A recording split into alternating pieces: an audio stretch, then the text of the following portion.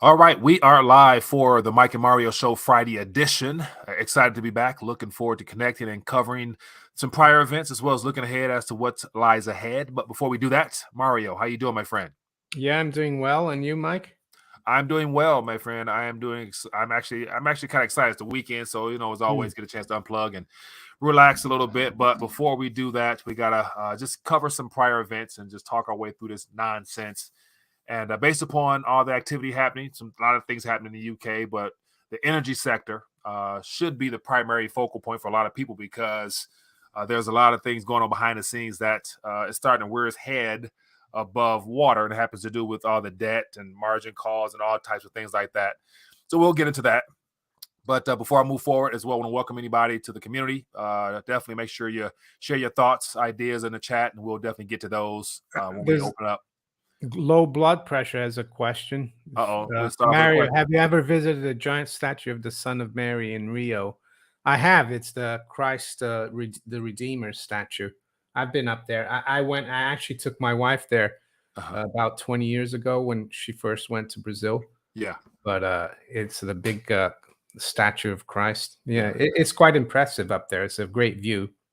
They have several of those statues throughout a lot of those Latin American countries. So I've never been to one, but I've seen pictures of them all. But hopefully one day. All right, man. So let's jump right in, man. So it looks like, as of right now, the energy crisis in the UK as well as in Europe is pretty much is making head news, and the possibility of bailouts is underway. So it looks like, as of now, there's going to be some intervention due to the derivatives and things of that nature associated with that. So we'll jump into this headline here and just chime in on it and keep moving right along. But looks like due to margin calls. So here's I guess a low ball figure, 1 trillion. So it says Europe's power producers face a 1 trillion in margin calls. And so this is a very low ball figure in relation to the total amount of possible derivatives and things out there associated with all the stuff they've packaged together. But what were your thoughts when you saw this? Yeah, you sent me that story, and I went through it. And one of the guys from one of the trading companies was saying, "Oh, this is not a problem. The government will get their money back, and everything is great." But if everything was great, why would they need to ask the government for financing to backstop these margin accounts? Right. If it was so smooth and everything, the banks would be and their brokers would be financing it. And this just goes to show that excuse me, derivatives are a powder keg. Well, as Warren Buffett said many years ago, they're weapons of financial mass destruction. And here in the UK, we've already had a bailout Yeah. of, well, the whole country. They've bailed out all people who have an energy bill. Uh, our bills are supposed to go on average from like £2,000 a year to almost 6,000 by next year, and Yeah. now the government has thrown tens of billions of pounds, Yeah. if not hundred, like almost 200 billion pounds, to basically cap prices for not just consumers but for businesses. Yeah. And I have a bad feeling it could backfire, because if energy prices continue to go higher in the wholesale market, in the world market, that bill of 150 billion, which is what has been calculated for the UK, Yeah. could go to 300, 500. I mean, and our GDP is 2 trillion. So I'm not surprised that by 1 trillion, that's for the EU wide, which is not, doesn't include the UK. And Right. we've seen that other countries like Denmark and I think Sweden, they've had to come and bail people out, Right. energy companies out. So, yeah, it just goes to show that it's inflate or die. Right. And this fiat currency system, uh, yeah, it leads to these imbalances and all the speculation and derivatives. Yeah. Now, one of my concerns has been just the mention of price capping, and so I'm trying to really wrap my head around the whole idea of price caps. So you mentioned with the UK, you guys were subsidized in a sense and given, I think it was a £400 You know, it was Yeah, everybody was certain. that was before the new plan, or and that's going to stay as well. Uh-huh. The 400 pounds. That's going to cost, I'm not sure, billions as well. But this is on top of that because the 400 pounds was not going to make a difference anymore. Yeah. So the other thing about price capping you just mentioned, back in the early 70s, Richard Nixon tried to cap prices, Hmm. and I think New York City tried to cap rentals. And I just saw that a city somewhere, I British forgot Columbia. where. Yeah. Yeah, British Columbia, 2%. All that does is going to create more shortages and higher costs or prices. Yeah. Yeah, price caps and bailouts. That's the new method of intervention in the system, it looks like. So here, just real quick, I'll thumb through some headlines in reference to some figures here. And so we just, I guess, officially got word that the EU mentioned that they will not step in for now to help subsidize and paper over the energy companies, but they rather prefer to focus on the banks. But it looks like the UK has stepped in. What looks like it says 40 billion in short-term liquidity Well, for the wholesale energy that's producers. for the companies, yeah, for the wholesale companies. So this is, but once again, 40 billion. That's a temporary stopgap that'll probably Yeah, get them through how long? A month, maybe yeah. a week. I mean, who But knows? the total package, people think, with the for the consumer as well, and companies, is going to be about 150 billion. So, and then also Denmark is stepping in for their own sake with 13.5 billion. So that's two there. And then you also mentioned Switzerland is stepping in as well. I don't think so. Switzerland, Sweden did. Oh, Sweden. Okay. Sweden was the first country that came out last weekend. Yeah. Their prime minister came out on Saturday, and blew the whistle, so to speak, on the problem. But maybe the EU is not doing it for now because the expectation that all these countries would do that is actually driven energy prices down. So Yeah. it might have helped the companies to kind of cover their shorts, but I don't think it's going to last very long. Right. So here's a headline here: Sweden and Austria start bailing out energy Yeah, companies, triggering Austria as Europe. well. Yeah. A Minsky moment. So yeah, like once again, papering over the problem has never worked, but yet it's just a temporary measure to get them to what? And in the midst of all this, they're still looking to hike rates, and so it's like, Yeah, well, here in the UK, it's so twisted because what the price capping is going to do, it's going to lower the CPI because Mhm. artificially, right? So Mm, they're saying, oh, now the Bank of England can doesn't have to raise rates as much because inflation won't be as high. But mm, even the Keynesians now are waking up and saying, wait, more government spending, mhm. it's going to create inflation, and they're right for a change. But uh, I think the government is also desperate because we have the UK Treasury issues something called index-linked gilts, Mhm. which is a government bond linked to the retail price index, which is running at 12%, and is probably Mm. going to be at 20. Was going to be at 20% by the end of the year. Yeah, And what that does, it increases the government's interest bill massively, yeah, because we've got 500 billion in these index linked gilts. So if RPI goes 20%, you could basically see their interest costs go up by 50 to 100 billion, which is huge. right. So And where? by doing this, they're going to artificially lower the RPI. Uh-huh. But at the same time, they're growing the debt. It's crazy. So yeah, so exactly how? So has there been even any talk on how they're going to service that? Well, Like, there's been a lot of talk about it in the last few weeks, but now they'll be able to service it because they're just kicking the can down the road by capping the prices. yeah. And by capping the prices, the CPI and RPI are going to be lowered artificially, but they won't have to pay as much interest.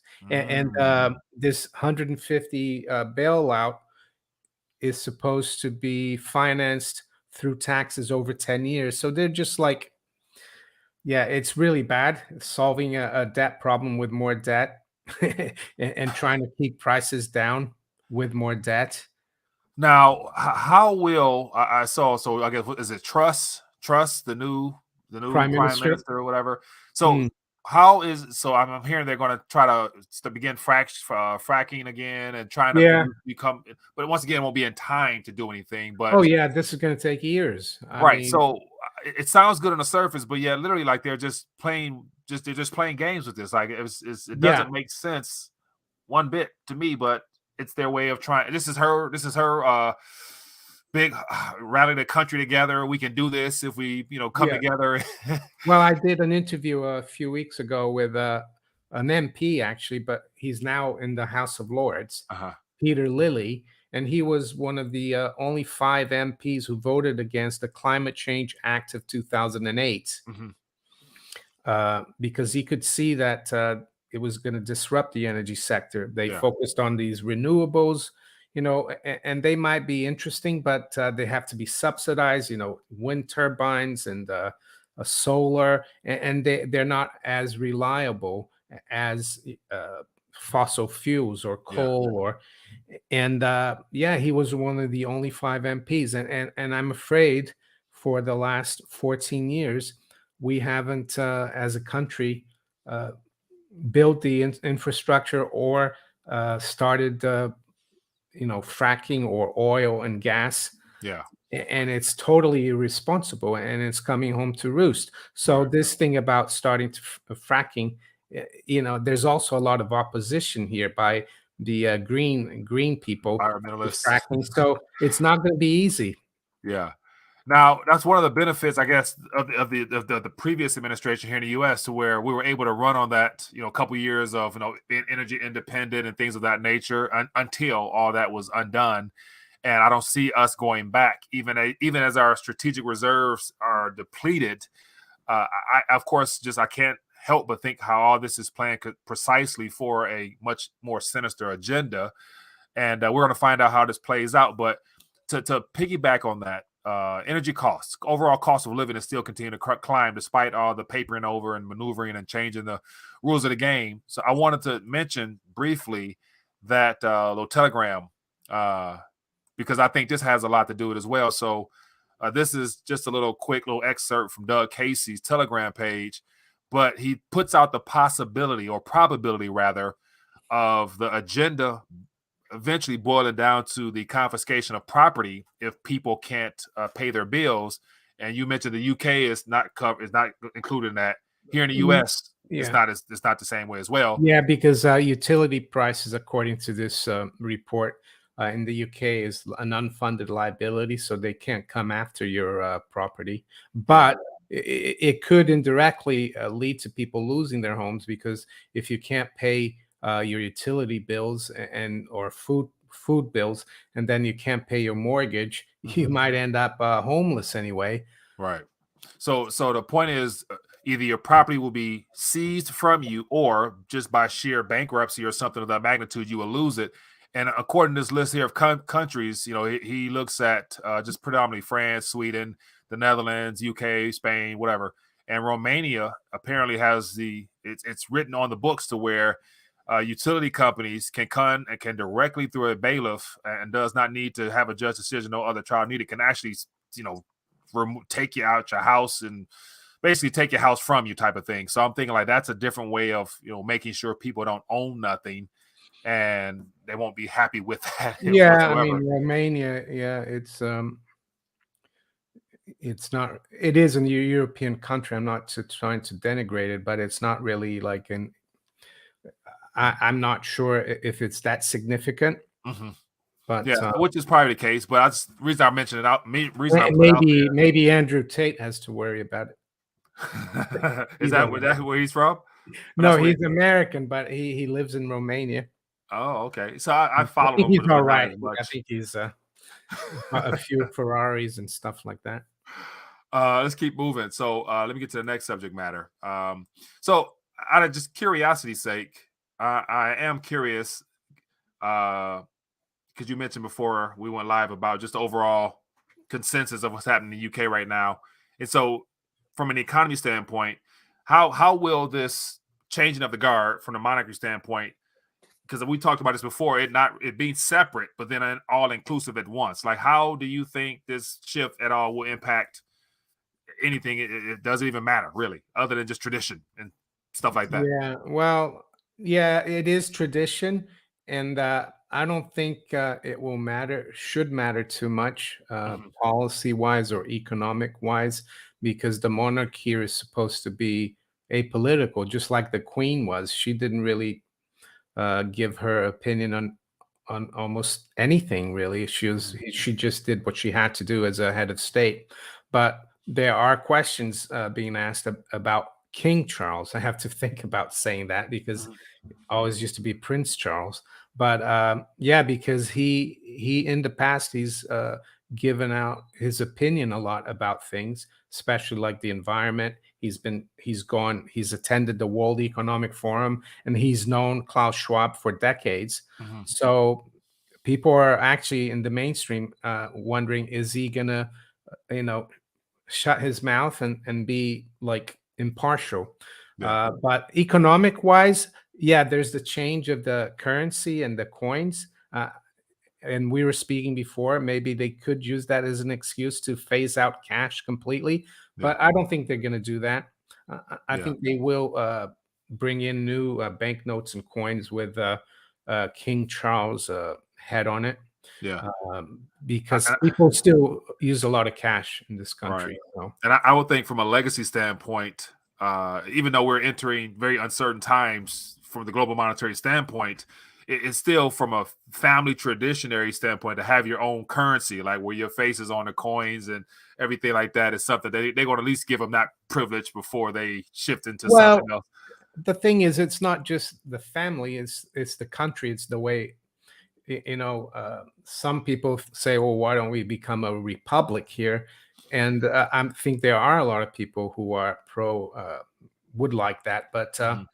I think changing from monarchy to a republic or would be make changing, getting out of the EU look like a picnic, Yeah. because this country's been like a monarchy for 1,000 years, and Hmm. a lot of the rules, regulations, everything is to do with the crown. So you change one thing, it could disrupt everything. I'm not saying I'm pro anything. I'm just observing. So I don't think it's as easy to change things. But I don't think it's gonna. The economy is already going down the drain here. It's not going to change anything. Yeah. So, and the whole of the EU as well is going down the drain. Right. Uh, I was watching a video earlier of from 2020 when the whole Build Back Better verbiage was put out there by all politicians of some kind, and Prince and Charles at the time was basically reading off a script as to the things that he were told to say, to where I'll find it very hard to believe that he stays out of the political scene because he mentioned about we need to build back. I'm like, okay, so yeah, he's going to be speaking in about at the top of the hour, his first speech to the nation. So I was talking to my wife. I said, I hope he doesn't mention Build Back Better, and she and she said he better not. That would be the worst thing for him to say in that first speech. yeah. So let's turn to some more informative monetary news, and let's get on some metal. So I want to share your thoughts, share about Rafi's newsletter and what this is all about, because I think there's some detailed information here. Yeah, I highly recommend people subscribe to his YouTube channel. It's called Rafi Farber, Hmm. and also if you're interested in the markets and trading, you should check him out at Seeking Alpha, the End Game Investor. So I've taken some of his written today about the fact that the silver on Comex is really draining, Hmm. really falling out of bed, and also the silver in the LBMA is very low, and he's found out why uh, gold is flowing out as well. Because there's a 15% premium for gold in India. Uh, Hmm. I mean, I spoke about this earlier this week that there's a premium for Shanghai gold versus Yeah. Comex or LBMA gold of just over 1%.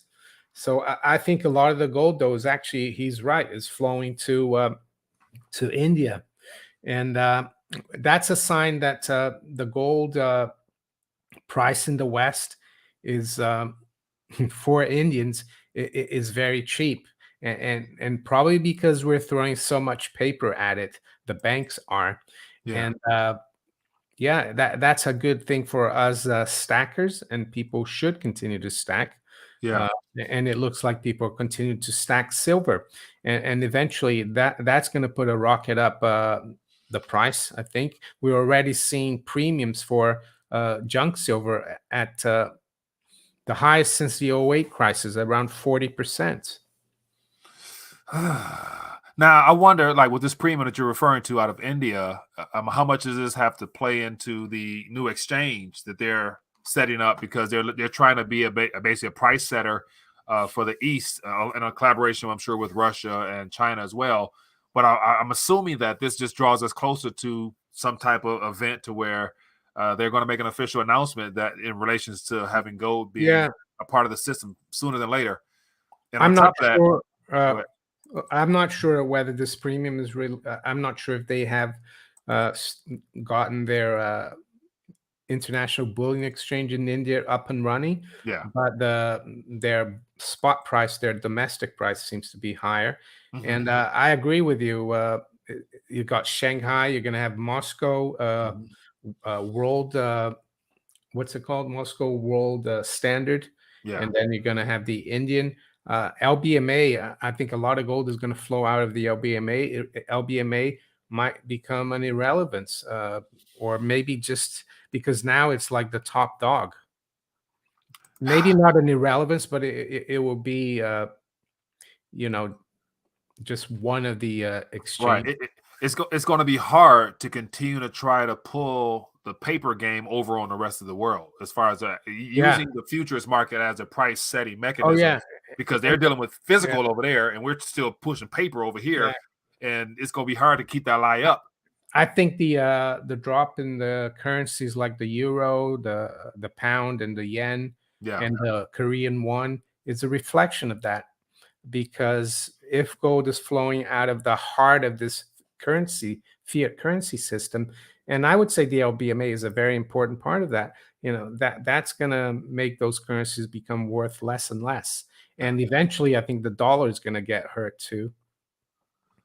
Yeah. Chris, this super chat here.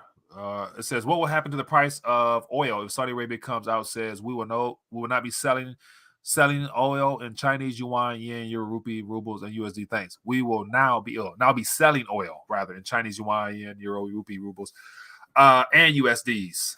What will happen to the price? Well, in what currency though? Yeah, That's so the because question. it's still priced in dollar terms, so Or it could be priced in all different currencies. I would right. say that the price in dollars relative to all those other currency he is mentioning would probably go up. The price of oil in dollars, because there would be less demand for dollars. The dollar would become worth less, so we would buy less oil. Where the price would go, I can't tell you. Yeah, and I think I guess the primary difference would just be having all those alternatives makes a single currency, i.e., the petrodollar system, null and void. Just because you can now better determine what suits you best in accordance with what country you're doing business with, and their exchange rates of the Yeah, currencies and things and of that I nature. and I think it will become more important to know what is behind the currency, Hmm. because Hmm. right now people haven't had to worry about it because they say, "Oh, it's the dollar," but and that's why where gold comes in, and that's why I think eventually the West is going to have to own up to how much gold they really have, or else they won't be able to buy anything from anywhere around the world. And we're seeing the Brics countries buy a lot of gold because I think they know their currencies will have to have some credibility. Yeah, and I wonder, and my assumption would be, based upon that question, Chris, is also because we're hearing more and more about, other nations looking to join the BRICS. And so Saudi Arabia, Egypt, Turkey, those are all nations that actually offer the world some form of real world resources from the ground rather than just, instruments and IOUs of nothing. So I'd imagine they already have something worked out for the near future. It's just a matter of when. And then let's not mention or forget that Xi and Putin meets next week. And so I'm interested to see how that plays out. And also, I'm sure you've been paying attention to the little clips that's come out from President Vladimir Putin over the Oh last yeah, couple of days, and all the little sound bites people are using. And it's like, wow, he's not yeah. afraid to let his voice be heard. Yeah, he's really letting us know, well, the people that are willing to listen to him, Yeah, because in the West, very few people are listening to him, but I think it's going to cost people dearly. He's yeah, telling us, we're going for another currency. The dollar, the euro, and the pound and the yen. These currencies are losing credibility because they're creating them, out of thin air with right. unbacked debt. He called that back in, I think. June at the SPIEF conference, and this time again at Vladivostok at the East is it East Asian Economic Conference. He said Yeah. the same thing. I was actually listening to several of those sound bites there, and as you mentioned, just his willingness to call out those currencies, primarily the unfriendly nations, and saying how basically they're worthless. So that right there lets me know that they've already shifted away from those currencies. And then the report earlier this week about yuan and Russian trade and oil prices solely no longer using dollars. Period. Which I thought they dialed back percentages before, but I guess like it's official now that that's over Well, and done with. I'll give you an idea of what could help the pound, for example, because back in the mid 70s, I think it was the first time they discovered oil in the North Sea, 1975. And then by the early 80s, the North Sea oil started picking up. And the pound, for example, dropped to, in 1985, to 103 against the dollar. Mhm. But then the oil started flowing and the country did well, but it took 10 years for that to develop, so it gives you an idea. Yeah, So all the talk of we're going to increase fracking and stuff, it is going to take at least 5, probably 10 years to get that on board. And so what I'm trying to say here, all is not lost, but at the moment things are not looking good for the UK or the EU. right.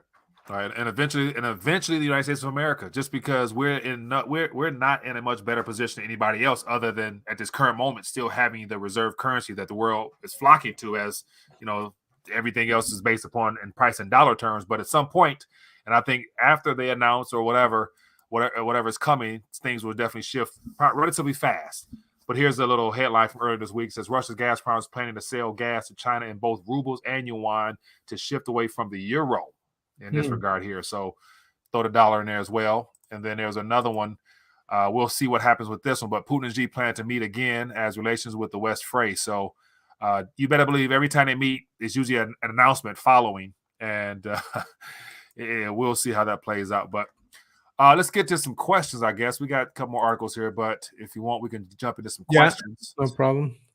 So feel free to throw out some thoughts, ideas, suggestions, and questions, and we'll just jump on and share our 2 cents and Rolf then go from there. Steiner says that's the official USA gold reserves. What's that? Zero? What zone is that? Rolf Steiner, 532. Is All the right. Bank of England trustworthy? Well, I don't think he's asking that question. I don't think Venezuela thinks it's trustworthy because they haven't released their gold. And in 1938, the Bank of England allowed the Germans to confiscate Czechoslovak gold when they invaded Czechoslovakia. Yeah. here's a here's an interesting question. It's a funny question. Who would you trust to look after your kids for a day? Putin or Brandon? Oh boy. Oh Uh, my goodness. Yeah, I would neither one of them. Neither yeah, one of them. yeah, I wouldn't want either one of them to look You know, at. it is an amazing If I how, had to choose, though, I would choose the guy from Moscow, I think. and that's the thing, like hit from the Western standpoint and the way the media paints him, he's such a dictator, whatever. Yeah, But when you look at both sides of the story, you follow Eastern media as well. He's just a normal guy who's apparently operating in the best interest of his country, and a lot of I guess, the moral principles that he is enforcing in his own country lets me know that he's not completely sold out to the agenda, all the acronyms, Mm, the LGBTQ, and he's very, outspoken against those matters in his country, which, to me, lets me know he's yeah. still standing on some type of moral foundation, somewhat. So Well, he must not be that bad of a guy. some people say that he's part of the World Economic Forum Hmm. and a Freemason. But yeah, like you, I've listened to what he's talked about for Russia, and Hmm. he seems to be looking after the interest of the Russian people, which seems good to me. Right. Because imagine, I mean, so will we have much of anything to talk about really if he was in bed completely and outright going the globalist way? Everything in alignment completely with the clause. Then what will be the drama? Would there be like any gas issue? I mean, so they need all this. They need this, good guy, bad guy narrative that helps fuel things. But still, it's like, if they were all lock and step on the same game plan, then our job wouldn't be Mhm. as enjoyable. Anyway, let's keep it going. What else we got out there? Feel free to throw out some thoughts. Here's one from Matthew. It looks like, what will happen to the futures market when a more than significant amount of gold is withdrawn from the the CRIMEX? What will happen to Well, the futures market? I think it's going to lose a lot of credibility, Hmm. and I think the futures price will have to go up in order Mm. to, yeah, it will go up because uh, unless it goes up, they're going to be completely empty of gold and silver for that matter as well on COMEX. And how can you say that you have a gold and futures exchange with no gold and silver? Right, right. So Mm.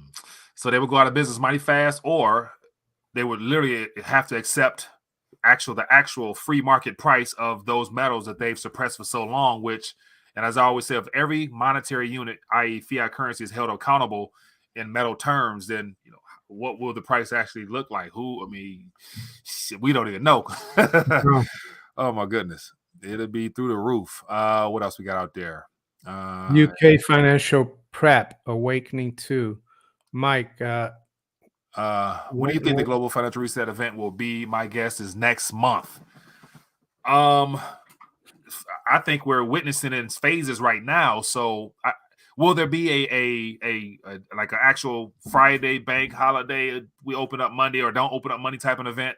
It's possible, but I think everything we're witnessing now is incremental steps to get us to that yeah. point. Like, I don't think they want like an outright single event because that'll throw them off. Like, so I think they're still doing things incrementally, and we'll see what it pans up to. But as far as putting a time frame and a date on it, yeah, I'll be wrong. I mean, just say next month. I don't think that's wishful thinking for some, because some people want it to happen right now, but I don't think they want it that bad because they still got a lot. I think they still have a lot they would like to get accomplished in this current paradigm. So that's my 2 cents. But what do you think, Mario?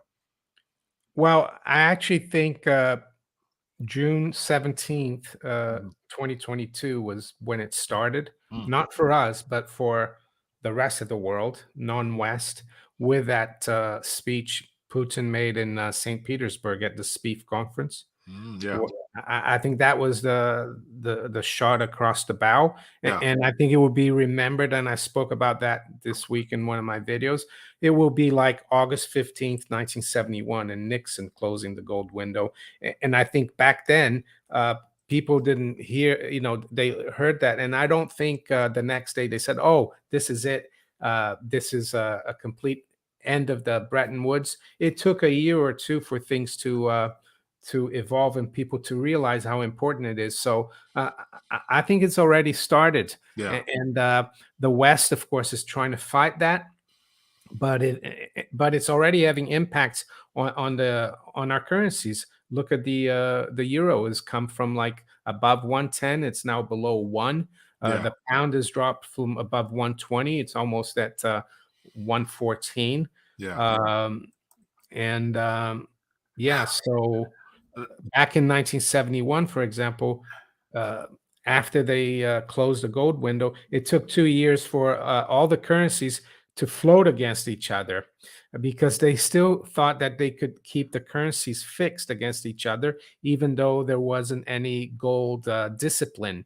So you see, these things uh, could have happened in June, but it will take maybe a year or two for us to realize how. important it was, and for it to have an impact. Yeah. Or I mean, how would you? I would also want to lump in when Russia, right after the Ukraine situation unfolded, the sanctions were put on, and then literally within that time frame, Russia started mentioning gold, and they start buying gold and setting it the gram price mark for a gram at 500 rubles. So to me, when I heard all that, I'm like, wow, like this is the start of something new. So on top of the speech and their actions there and bringing gold back into the primary spotlight, I think that also will probably go down. Just, I mean, this year in general, but Putin definitely will get the, I don't want to say get the credit for that, but he'll be mentioned along with that as well, barring whatever event that might come along that they're going to try to paint him as the reason for why we end up, God forbid, going to World War or some type of crap like that. Anyway, what else we got out here? Ed Heyman says, Hammond, Heil Putin. Heil Putin. It's just a joke. Oh, it says, what do you think about Biden's potential ban on proof of work mining equipment? Do you think the BTC will go up due to a limited supply, or is it a good time to short? Whoo, S400. Great question. Mario, have you been paying attention to that this week? Not at all. So White House came out with something like a little newsletter / little report, just giving more insight into how they're going to treat the what I call the consensus war, which they're going to start, and it has to do with proof of work, proof of stake. And so the Ethereum project to me is for the banksters. Jamie Dimon, Ethereum Alliance project, it's for them. And so they're converting next week to proof of stake, and along with that will come a crackdown on proof of work, and that happens to be led by Bitcoin. And so this little letter that came out the other day mentioned that the need to now address the climate concerns on proof of work projects. And so a lot of people in the social media or crypto sphere are concerned, saying that the government's now about to change their tune on proof of mining, which would basically whatever. So long story short, I do think, and this is a test where we'll find out if Bitcoin is actually intended to be a free market, free us from the enslavement of the central bankers or not. If they succeed at killing proof of work and it flees the country and other nations jump on board and expand their projects, it's not going away. But if they decide to attack it, then that lets me know that they are probably more so against it, and it is anti-banker like it was supposed to be. But if they let this fly by and it doesn't go nowhere, and they let both of them exist until they decide to shut both of them down, then I think it's all part of their plan. So as far as whether he's shorter or not, I don't know. I think it's still a lot of room to go lower. So yeah, we ain't seen nowhere near crypto winter yet. So it's definitely going to go a lot lower. Texas has become a big place for Bitcoin mining. Right. It's funny because Ethereum, you're saying it's going to switch to proof of stake. Yeah. EOS was proof of stake, and or it still is, but it hasn't really, gained the network effect. Right. I mean, I thought it was quite interesting, EOS, and I did invest in it. I got out because it was interesting, because with proof of stake, there's a lot more scalability. It's a lot faster than proof of work, but the downside is it becomes less decentralized, because JP Morgan could own the whole of Ethereum. They'll just get the money from the Fed and buy it, which is more than likely what's going to happen. And so there's so many proof of stake projects out there that there's a lot of competition out there. So we'll see. But my long-term thoughts and projection on the crypto space is that at some point when they are ready to reveal the reason why they've allowed it to get to this point, it's going to be in a world we don't want to live in, just because they can't have competition. So if it's real competition, they're going to find a way to squash it or disincentivize people from using it. Here's a question from Chris. Says ECB already saying that they are ready to add liquidity to the banks, i.e. bank bailouts are already waiting in the wings. 100%. Speaking of which, that's the article we didn't get to. Let me find that article there. Where are we at? I'll find it 1 second. But that is a great point there. I wonder if I can find that article. Where's it going? Mario, I think I lost it. Oh, okay. Sorry. But I can find it. Yeah, we were talking about how uh shoot, Well, what was isn't it a trillion they're talking about that they might have to provide in liquidity? And they might not be bailing out the banks directly, but they're bailing out the energy companies that are funded by the banks. So yeah, even though Mike spoke earlier that right now they just announced a couple of hours ago that they're not going to go ahead with it, eventually they will. Yeah. So here's the article you're referring to here, Chris. So yeah, and they announced that today they won't be supporting the energy companies outright just because they got a lot of other things to worry about. And on top of that, Oliver Reich, one of the guys I interviewed before, does a good job posting comments. He's actually in Germany right now, and he was saying that the ECB at this current moment is being very selective as to their alleged tightening processes, but then again allowing certain countries like Germany, Italy, and Spain, the indebted nations that are having issues, freely, I guess, expand their own debt balance sheets or whatnot within their own country, as far as continue to try to prop up their own economy, independently of the ECB's monetary tightening policies Yeah. in a sense. So they're countering their individual countries are easing or easing, while the ECB as a whole is preaching the narrative of tightening is what I'm getting Mm. at. So but we'll see how it plays out. But eventually they're going to have to come out and help the energy company or have more issues. I'm What else we got here? sure. I'm sure that another problem. It's like the little Dutch boy trying to stop the dike from bursting. He's put one finger in one hole and then another one bursts. I'm sure another problem. They'll cap the energy price and then we'll have another crisis that we don't know what it's going to be. That Exactly. that's the kind of Exactly. environment we're in, I think. Exactly. What else we got here? Let me see. Any more questions out there? Let me see. What do you think about platinum? Free thinker. Mario, what do you think about platinum? I mean, other than just I don't really follow too often. It's not one of my Hmm. go-to. I don't follow it too much either. I mean, it is a precious metal, but it's more of an industrial precious metal. Even though I was offered the other day, I went to the coin shop, and the coin the coin dealer had a really nice commemorative platinum coin. It was about a third of an ounce, Mm-hmm. but I didn't buy it.